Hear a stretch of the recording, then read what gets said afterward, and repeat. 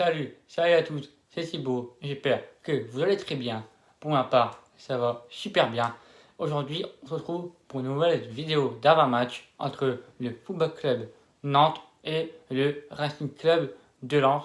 Match cotant pour la 20e journée de Ligue 1 en direct, en exclusivité sur Téléfoot. Match à 15h au stade de la Beaujoire. Les amis, avant de parler cet avant-match, on va parler du mercato. Oui, parce qu'il y a eu plusieurs départs et quelques infos transferts que je vais vous dire. Déjà, premier par mercato, c'est le prêt avec option d'achat de Charles Boli au Paris FC. Charles Boli, c'est pour vous dire que c'est un joueur que j'aimais super bien. Je pense qu'il va faire du bien au sein de l'effectif parisien du Paris FC qui joue en Ligue 2. Du coup, j'espère qu'il va faire extrêmement du bien parce que j'ai regardé quelques matchs avec le Paris FC. En fait, c'est comme on l'a vécu à Lens en Ligue 2, quoi. Ballon, balle au pied, technique, rapide, dribble, comme il fait avec nous au Racing Club de Lens l'année dernière. Et en Ligue 1, pour lui, il a du mal à trouver l'effectif dans le 11 ou alors être sur le banc. Pour lui, il a du mal, donc du coup, il est parti. Il a changé de voie, donc du coup, on l'a prêté au Paris FC. Ensuite, le deuxième départ, c'est Bayala.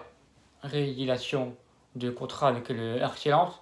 Et il a trouvé un club et retourne donc transfert définitif au HC Ajaccio en Corse. Troisième joueur partant du Racing, là c'est transfert définitif au Paris FC. Didier Després, gardien, deuxième gardien du RC Lens. Du coup on a pris Lucas Farinez. Donc Didier Després a trouvé un club, donc il sera deuxième gardien du club du Paris FC. Je pense que ça va faire concurrence avec des Marconnet, mais Després pour moi il va encore avoir du mal à trouver un club qui soit titulaire. Elle a des Marconnet et je pense que c'est au-dessus de Després, mais après à voir Després qu'est-ce qu'il va montrer. Donc j'ai hâte quand il jouera, bien sûr que je le regarderai quand il jouera, mais oui, je regarde avec Chambouli, donc bien évidemment, même Bayala, du coup je regarde de tout près. Coritiene, prêté au National, du coup avec le club du Football Club Annecy. Donc c'est un prêt pour 6 mois. Donc voilà, donc il reviendra durant ces 6 mois. Et le dernier, c'est Gaëtan Robaille. Il était parti en prêt à Guingamp, mais ça n'a pas été suffisant. Donc du coup, Valenciennes a décidé de le prêter. Du coup, on le prête avec option d'achat. Donc voilà, qui se termine jusqu'à la fin de saison avec Valenciennes. Donc Gaëtan Robaille, malheureusement, a eu du mal à s'imposer avec Guingamp, un club qui ne connaissait pas, qui n'arrivait pas à s'imposer. Et là, il retourne chez lui, chez son ancien club.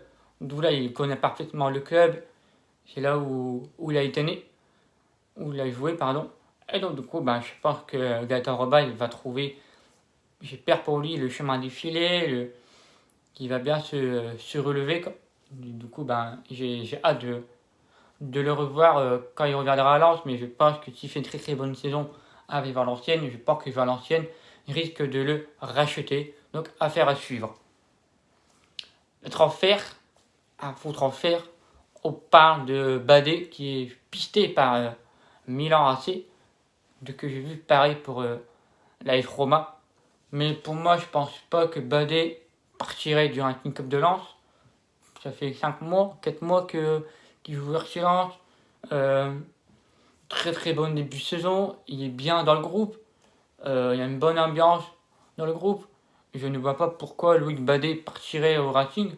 Je pense qu'on peut le garder pendant 2 voire 3 ans. Du coup, je pense que Badé, c'est un peu trop tôt d'en parler. Pour moi, c'est un peu trop tôt qu'il part. Du coup, pour moi, je le laisserai au club et je pense qu'il y aura encore une valeur beaucoup plus marchande. Je pense, c'est mon avis.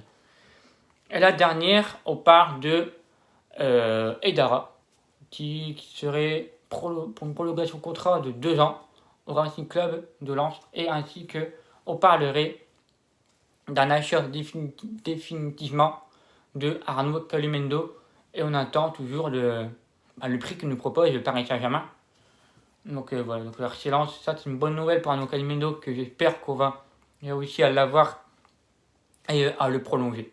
J'espère de tout cœur, mais ça dépendra de Paris qui demande, quoi. Parce qu'il il vient du centre de formation de Paris Saint-Germain.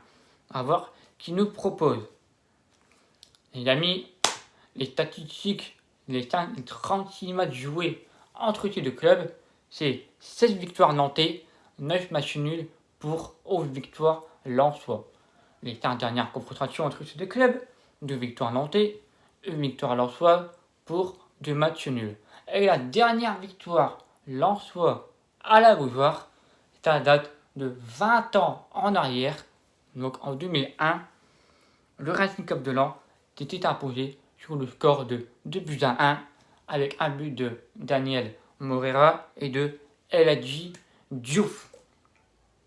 Les amis, le FC Nantes sur ce championnat se place à la 10e place avec 19 matchs, un bilan plutôt négatif, mais Nantes sur cette saison ont du mal à gagner, à s'imposer.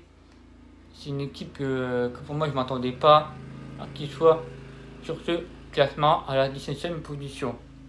19 matchs, 3 victoires, 8 matchs nuls pour 8 défaites. 19 buts pour 31 buts encaissés. Nous, le Racing Club de Lens, on est 9e avec un match de retard qu'on jouera contre les Marseillais mercredi. 28 buts marqués, 28 buts encaissés. Et les amis, les absents de ce match pour nos Racing, vous l'avez vu hier, l'interview de Franquès, était absent pendant plusieurs jours. Il est déjà absent en définitif contre Nantes et aussi durant la semaine, donc on verra bien selon sa blessure, mais il y a une entorse à la cheville. Et aussi il y a Coco Jean qui problème musculaire, donc il ne sera pas là ce week-end contre le FC Nantes, voire aussi cette semaine, donc affaire à suivre. Les amis, ce week-end on joue le FC Nantes demain à 15h.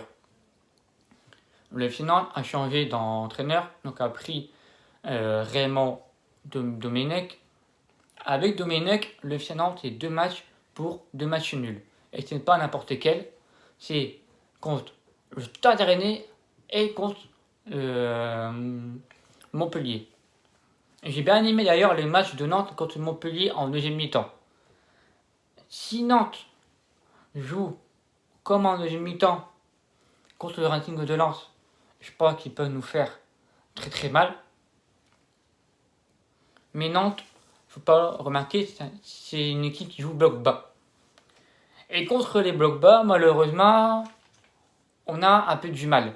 On l'a vu contre les Angevins, contre les Montpelliérains et contre les Strasbourgeois. Samedi dernier, on a eu vraiment du mal à trouver la faille, malgré qu'on a quelques frappés, mais ça manque d'occasion, ça manque de finition, ça manque beaucoup de choses. Et on l'a vu, Franquès, à la fin du match, il n'était pas très très content. Ça m'a fait un peu du mal au cœur de voir Franquès de cet état d'esprit-là. Donc du coup, demain, il va falloir vite changer de visage. Il va falloir vite remettre la machine en route. J'espère que le Racing de Lens, j'espère que nos joueurs vont changer de visage, que j'espère qu'ils vont essayer de chercher les 3 points. Je pense que nos joueurs vont aller chercher les 3 points. Les amis, un petit copo que j'aimerais annoncer par Franquette, que j'aimerais le voir. 3-4-1-2. Le cas dans les buts. La charnière Grady. Et je vois bien les amis, le retour du titulaire le retour des blessures, comme annoncé en interview qu'il est prêt, qu'il est apte à débuter, Facundo Medina, qui sera bien évidemment de retour contre le FC Nantes demain et d'ailleurs dans le groupe associé à Maïsadio et Dara. Les deux pistons sur les côtés, à gauche Issaga Silla, à droite Jonathan Klotz. Les deux milieux de terrain devant la défense, Yannick Cahuzac associé à Seko Fofana, à rôle numéro 10 Gaël Kakuta et à la pointe de l'attaque Arnaud Calimendo associé à Florian Sotoka. Les amis, mon quintet pour ce match, Silla numéro 1, Fofana numéro 2, Flo Sotoka numéro 3, Kakuta numéro 4 et en numéro 5, Maïsadio Eidara. Les amis, mon petit pronostic pour ce match, je vois bien une victoire lensois. J'espère que nos joueurs vont s'imposer et pourquoi pas encore à gratter des points pour réussir à se maintenir le plus vite possible. Et pourquoi pas aussi en profiter parce que Lorient et Dijon ce week-end est reporté pour cause de Covid au sein de l'effectif Lorientais. Courage à vous, mes amis Lorientais. Courage à vous, mes amis. Donc voilà, j'espère que nos joueurs vont gagner une victoire à leur fois de 2-0. Buteur du match, Flo Sotoka, ainsi que Arnaud Calimendo. J'espère que nos joueurs vont gagner, qu'ils vont changer de visage par rapport à Strasbourg, que ça a été difficile. On va pas se mentir, ils ont très très bien défendu. Mais là, il va falloir vite se relever la tête et relancer la machine en route.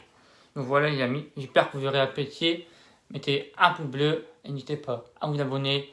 Ça fait extrêmement plaisir de tous vos soutiens les amis. On est plus de 1840 abonnés sur ma chaîne YouTube.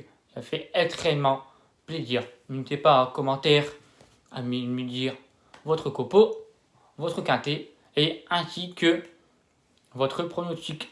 Et les amis, j'ai une très très bonne nouvelle à vous dire. Il va y avoir un nouveau décor qui va bientôt arriver dans la semaine. Mais ça, je ferai une vidéo setup. Je ne vous en dis pas plus. Donc voilà les amis et ciao. Prenez soin de vous, prenez soin des vôtres et bonne soirée. Et on se retrouve demain soir pour le débrief Nantes et le Racing Club de Lens. Demain, leur gloire, on est là. Et allez Lens les amis.